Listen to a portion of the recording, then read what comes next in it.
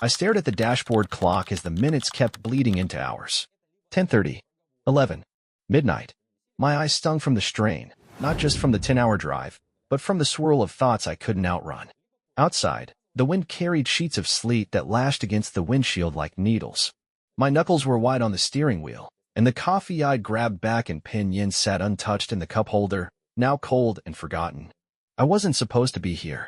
Not tonight. Not at all. She thought I was out of town, stuck in Baltimore for a 4-day sales conference. That was the excuse I'd given to throw her off, to keep her from guessing the real reason I'd been working late, the real reason I'd been so cagey the last few weeks. Truth is, I'd spent 3 months secretly organizing a weekend getaway to her favorite lodge by the lake, the one she always talked about but we never visited because life kept getting in the way. I'd even booked the same room with the clawfoot tub and lakeside view. Reserved it 2 months in advance. Special request on the pillow mitts. I wanted to surprise her for our 6th anniversary. It was supposed to be perfect. I should have known better. I pulled up across the street from our house, her house now, I guess. The lights were still on, too many of them. Living room, kitchen, upstairs bedroom, porch. There was music, faint but unmistakable, and laughter that floated out into the cold. Not hers. Deeper. Male. I sat there a long time, parked in the shadow of a bare oak tree, watching the windows flicker with movement like a stage play. I wasn't ready to be the audience to whatever was happening inside. My hands trembled as I reached over to the passenger seat and unbuckled the seatbelt from around the bakery box I'd kept secured like precious cargo. Inside was her favorite, hazelnut chocolate torte with raspberry drizzle, the one she'd ordered every year since our wedding. I'd driven 3 hours out of my way to get it from this one specific place in Utica that she swore no one else could replicate. My phone buzzed with a message from my brother. Let me know how the surprise goes. She's gonna freak in the best way. I didn't respond. Eventually, I got out. The air was slicing cold, and the wind hit harder than I expected. I wrapped my coat tighter and crossed the street, my boots crunching on the salted driveway. Her car was there. So was someone else's. Sleek. Black. A Tesla. Not a neighbor's. I knew every vehicle on our block. I hesitated on the porch, hand hovering above the doorbell. Then I heard her voice through the front window, clear as if she were standing beside me. God, I'm so glad he's gone this weekend, she said, laughing, the kind of laugh that curled at the edges like smoke. Another voice joined, male, confident. So what's the story again? Business trip. Something like that. He's with his regional team in Baltimore. Long meetings, corporate drinks. He won't even think to check in much. He hates these things. A pause. A clink of glass. He's gotten so comfortable, you know? She added. Like, this is just life now. This house, this job, this schedule. It's like dating an old couch. Sounds like a man who needs a wake-up call, the man said. I stood frozen, bakery box in hand, unsure whether to knock, scream, drop the cake, and walk away. But I didn't have to decide. Because what she said next unspooled everything. I swear, if you just never came back one day, I think I'd be relieved. Maybe even finally free. The man chuckled, low and intimate. You're ruthless. She giggled. No, just practical. I couldn't move. Couldn't breathe. I didn't wait to hear more. I backed off the porch, cake still in hand, and walked straight back to my car like I was sleepwalking. I didn't slam the door. Didn't yell or call or throw anything. I sat in the front seat and stared at the bakery box on my lap, my fingers numbly tracing the taped edge. My anniversary surprise had become something else entirely, a silent funeral for a relationship I no longer recognized. The next morning, I was gone. No note. No call. No explanation.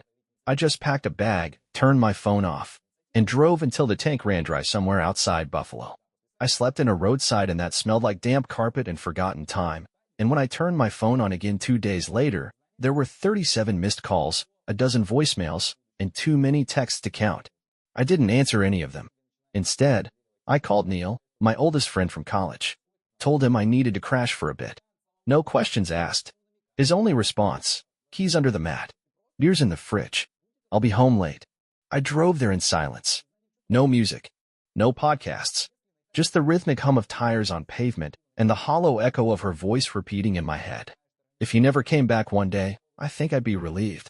It wasn't just the words. It was how easily they had come. How comfortably they sat between sips of wine and someone else's laughter. I couldn't make sense of it. We weren't perfect, sure. Who is? We'd had our fights. Her restlessness had grown louder in recent months, especially after her promotion last fall. But I thought we were still choosing each other, still building something. Now I wasn't so sure. By the time I reached Neil's place, the bakery box was still on the seat next to me. I didn't know what to do with it. Throwing it away felt like surrender.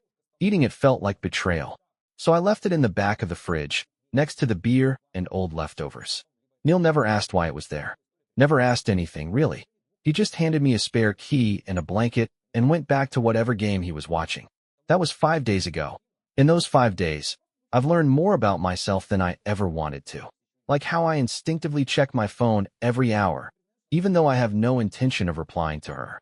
How I stare at the ceiling at night, replaying every moment of the last year, hunting for signs I must have missed.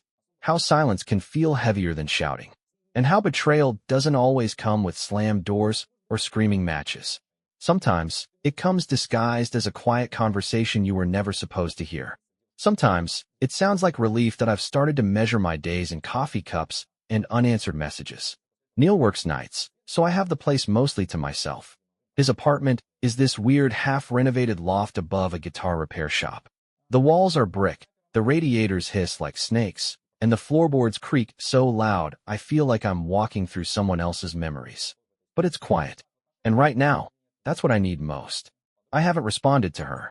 Not to her messages, her emails, not even the flowers she sent here.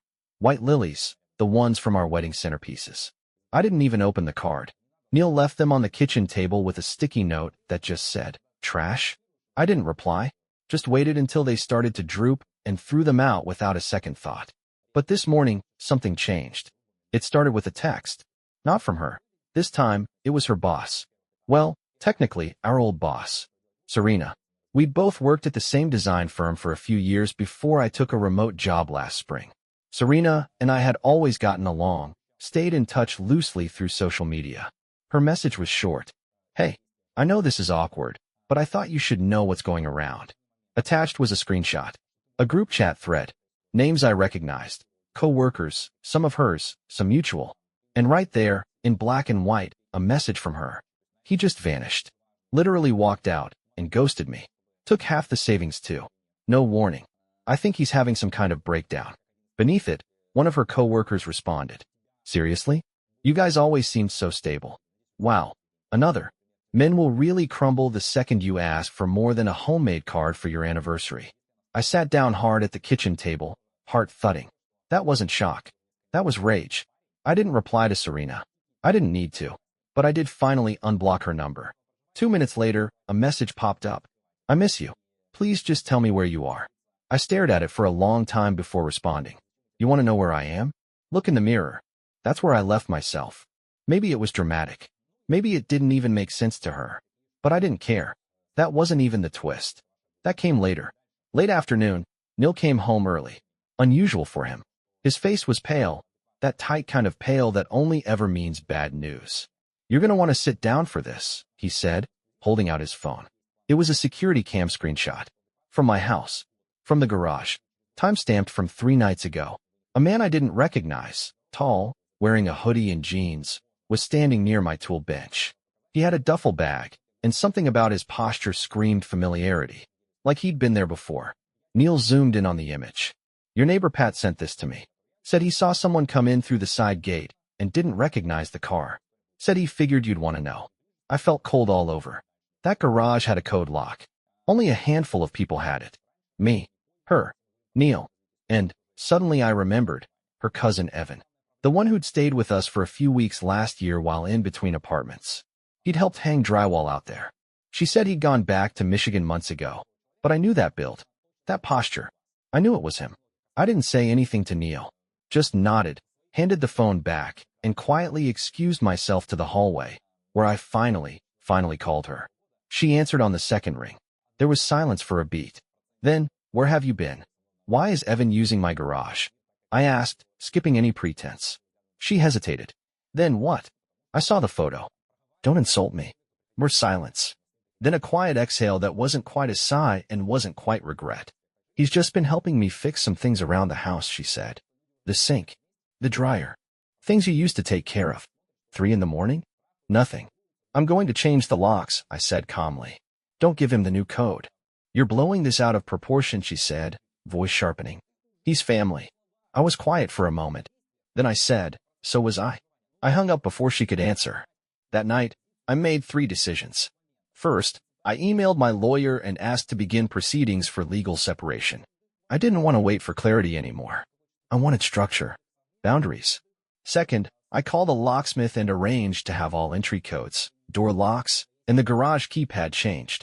And third, I went out to the garage, Neil's this time, and dug out my old camera gear. Photography was something I'd let slip, something she used to mock.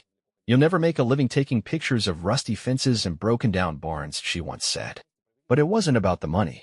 It never was. It was the only thing that made me feel like myself. I went out before sunrise and shot the world as it woke up. Frost curling on leaves, city steam rising through cracks, a stray dog shaking off the cold. I stood in the silence and let my fingers remember the rhythm of aperture, focus, breath. It felt like coming home to someone I hadn't seen in years. I don't know what Evan's doing at my house. I don't know if it's what I suspect or something worse.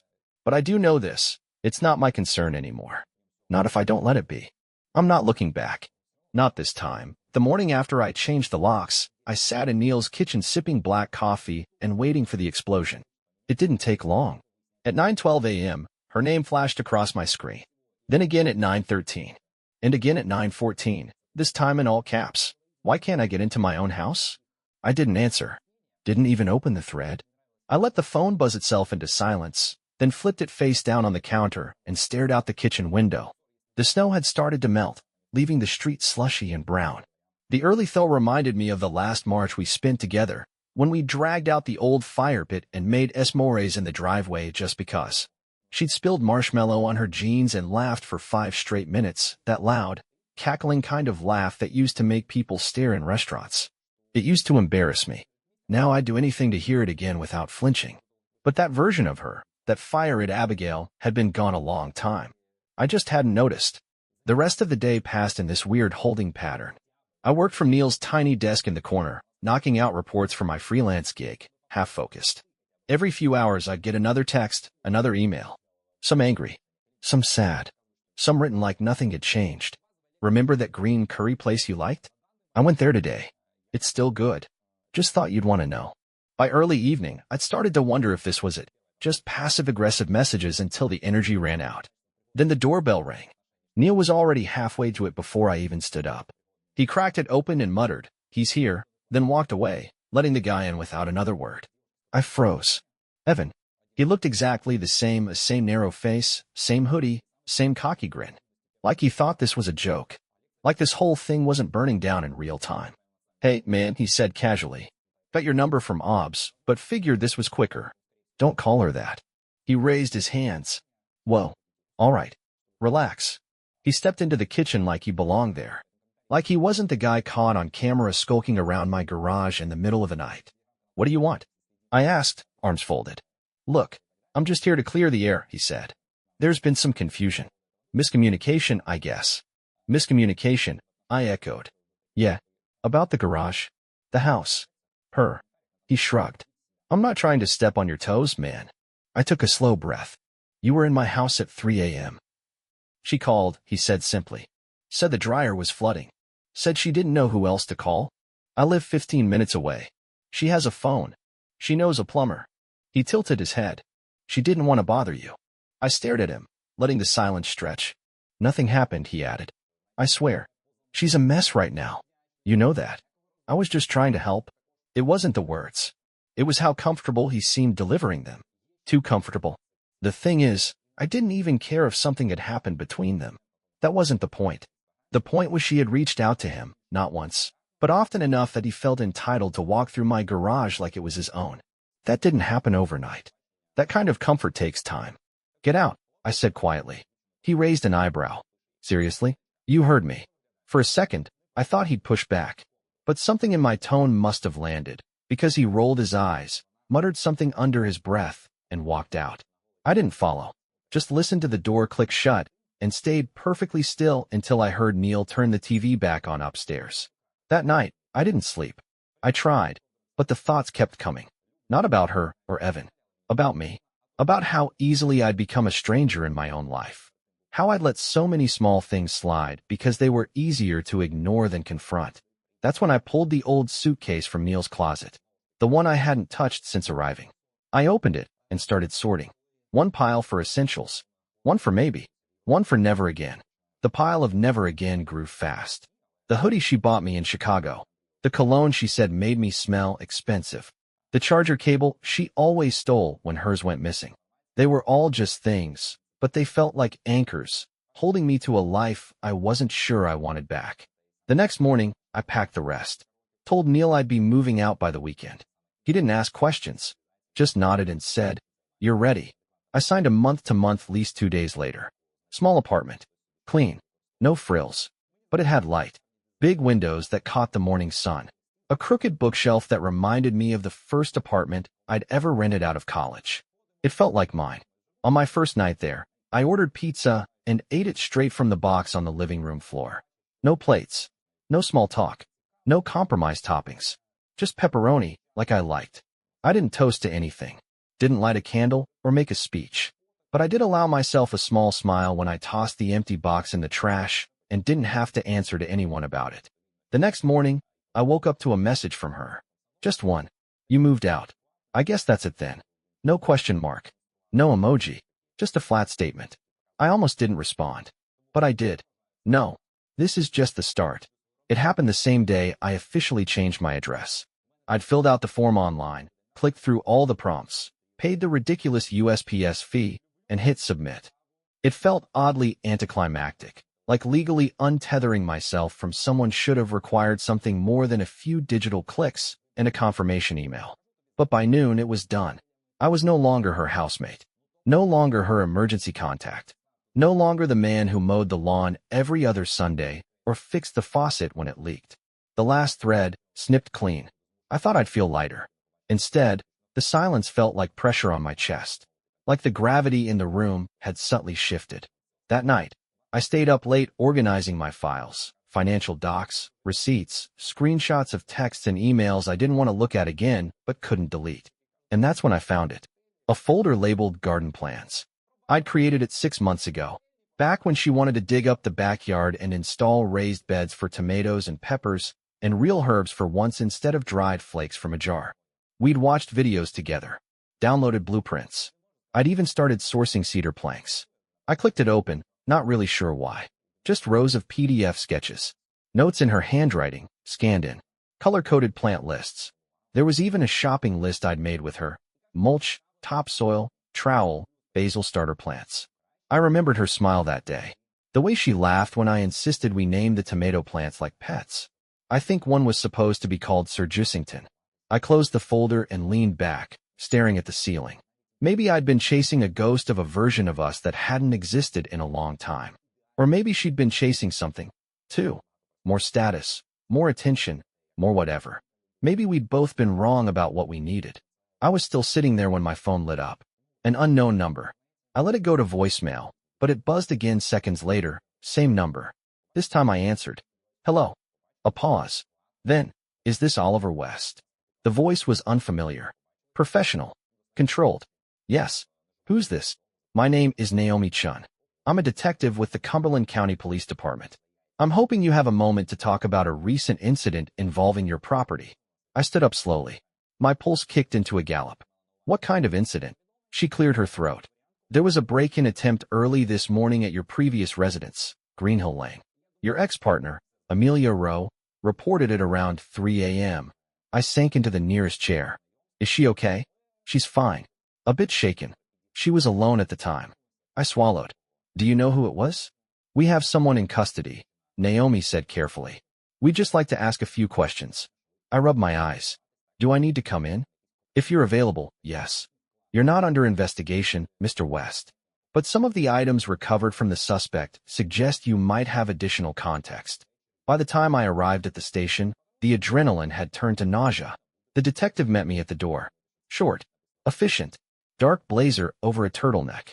She walked me down a hallway that smelled like cleaning supplies and weary confessions. We sat. She pulled out a folder. Opened it. Inside were photos, items laid out on a table, police evidence tags beside each one. A crowbar. Gloves. A burner phone. a copy of my apartment lease, and a photo of me and Amelia at the lake 2 years ago, framed. What is this? I asked, mouth dry. She tapped the photo gently. He had this in his car. Who's he? She slid over a name card. Evan Dalton. My stomach dropped. He broke into her house? I asked. Why? That's what we're trying to determine, she said. He didn't take anything. The door was jimmied, but no property was removed. When officers arrived, he was sitting in her kitchen drinking a beer. I stared at her. He didn't resist arrest, she added. Said he was just waiting. Waiting, I repeated. For what? She closed the folder. For her. Or maybe you. We're not sure yet. The conversation moved into logistics, whether I wanted to press charges, what I knew about Evan, if there was any prior history of threats or behavior I hadn't disclosed. I answered as best I could, but my mind wasn't on the questions. It was stuck on a single thought. I should have trusted my gut the moment I saw that garage photo. When I left the station, it was raining, cold spring drizzle that soaked through my hoodie before I reached the car. Amelia's name lit up my screen before I even started the engine. I hesitated, then picked up. I'm fine, she said quickly, voice hoarse. In case you were wondering. I was. You heard? Yeah. Just left the station. She was quiet for a moment. Then, they said he had photos. Of us. Yeah. I didn't know he'd been taking them. I swear. I nodded, even though she couldn't see. I believe you. Another pause. You think I invited him in, she said flatly. Not a question. No, I said honestly. I think you didn't know who he really was. We didn't speak again that day, but I couldn't shake the thought. How quickly things had gone from painful to dangerous, from betrayal to fear, and how thin that line really was between people you think you know and the versions of them they never show you. I looked around my apartment that night, at the cardboard boxes still half unpacked, the borrowed lamp from Neil, the stack of untouched books by the window, and realized something. This wasn't a detour. This was my life now, and I had no idea what came next. Day 71. That's how long it had been since I left the cake in the fridge and walked away from the life I thought I was living. 2 months of near total silence, a restraining order filed against Evan, a formal separation process halfway through, and Amelia's voice haunting my dreams more quietly now than it used to. The house was no longer mine. Not legally, not emotionally. I'd stopped referring to it that way even in my head. But I was still tangled in the wreckage. Not because of love. Because of the memories. Because of the weight of being so wrong about someone for so long. Amelia and I hadn't spoken since the night Evan was arrested. No texts. No check-ins. No just so you know messages. For the first time, our silence wasn't a weapon or a game. It was a boundary, one I hadn't realized I needed until I finally got it. The real twist, though, the one I never saw coming, wasn't in the drama. It was in the absence. Something changes when the noise dies down. When the adrenaline fades, and you're no longer checking your phone every 5 minutes or waiting for the next hit of chaos to remind you you're still alive. You start to notice what you actually feel. And what I felt was stillness. Not peace, not yet, but the kind of quiet that hints at peace, waiting just beyond the edge of the horizon. I found myself doing strange things. Baking, painting again, walking for hours through neighborhoods I'd never seen before, snapping photos of doorways and cracked sidewalks and lonely bikes leaning against rusted fences. I signed up for a Saturday class on digital editing. Started bringing my camera to the park again. Someone even asked if I was doing portraits. I said no, but I took her photo anyway, just because I could. I also got a dog, a rescue named Oscar, part shepherd, part mystery, with one ear that never stands up and a deep, world-weary sigh that reminds me of Neil's grandfather. He doesn't bark much. Follows me from room to room like he's afraid I'll vanish if he blinks. Maybe he understands me better than most people have. The funny thing is, I never saw myself as a dog person. Amelia always wanted a cat, something low maintenance, aloof, clean. I agreed at the time, thinking it didn't matter. But now, every time Oscar curls up beside me on the floor while I work or nudges his head under my hand when I'm overthinking, I realize how much space I used to leave unclaimed in my own life. That's what Amelia filled, space I didn't know I was allowed to occupy. Space I surrendered too easily. She texted me last week. Just one line. I heard about the photo exhibit. I'm proud of you. It caught me off guard. I'd submitted 5 shots to a local art collective in the city, landscapes, mostly. The abandoned train yard. A foggy lakeshore at dawn. A mailbox half buried in snow. One had been selected for a small show. My name in print, framed on a placard, next to an image of nothing and everything all at once. I didn't reply to her text. Not because I was angry. Because I didn't need to. Yesterday, I received the final financial paperwork. Separation complete. Assets divided. House refinanced in her name. My name removed from every remaining joint account. Clean lines on paper where there used to be blurred edges and what-ifs. No more wondering. No more hypotheticals. Just a line drawn in sand that hardened into stone. I spent this morning writing a letter. Not to Amelia. To myself. I know it sounds ridiculous, but it helped. Putting it all down. Everything I lost, everything I gained, what I wish I'd known sooner, and what I'm grateful I didn't. It ended with a promise. You are not the version of yourself who stayed too long. You are not the man who was left behind. You are the man who got back up. And maybe that's enough. Later today, I'll meet Neil and his new girlfriend for lunch. We're trying a Vietnamese place he swears by.